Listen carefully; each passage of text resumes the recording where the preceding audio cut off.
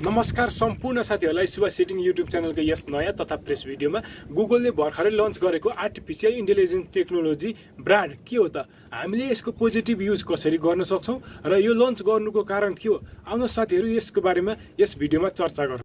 अब कुरा गरौँ गुगल एआई टेक्नोलोजी च्याटबट अथवा ब्राडको बारेमा। यस कम्पनीको सिइओ हुनुहुन्छ सुन्दर पिचाई र यसको नाम दिएको छ ब्राड। ब्राड लन्च गर्नुको उद्देश्य हो च्याटजीपीटीसँग केवल 2 महिनामा 100 मिलियन प्लस युजरहरू जोडिएर गुगललाई नै पछि पार्न सक्ने अवस्था आउनुको। अब कुरा गरौँ हामीले गुगल ब्राडबाट के गर्न सक्छौँ त। ब्राड च्याटजीपीटी जस्तै हो र च्याटजीपीटी जस्तै काम गर्नेछ भने केही थप फिचर्सहरू पनि एड गरिनेछ। यसको लन्च 7 फेब्रुअरी 2023 मा भएको हो र अहिले केही सर्टेन युजर्सहरूले मात्र युज गर्न पाउनेछन् र गरिरहेका छन्। अबको केही समयमा नै ब्राड पब्लिक युजर्सहरूको लागि पनि आउनेछ।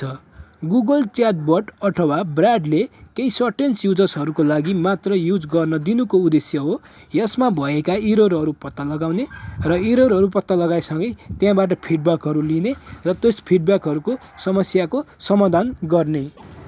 च्याटबट अथवा ब्राडले हामी आफैले लेखेको वा आफैले रिसर्च गरेको जस्तै क्रिएटिभ एन्सर दिनेछ। कम्पनीका अनुसार Bard Google language model for the dialogue application अथवा ल्याम्डाकै लाइट भर्जन हो।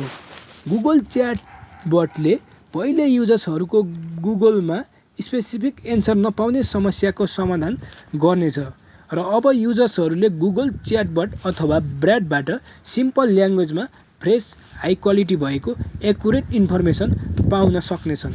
अबको केही समयमा नै गुगल ब्राडले र अहिलेको करोडौँको मानिसहरूको बीच मन पराइएको च्याटजीपीटी बीच ठुलो कम्पिटिसन हुनेछ।